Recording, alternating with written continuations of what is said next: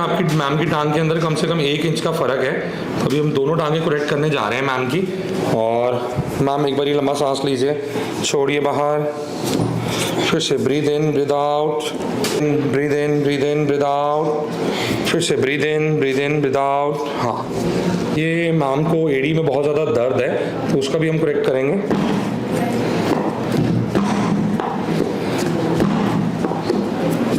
ठीक है, ये चलेगा, एक ही करो, चलो ठीक है।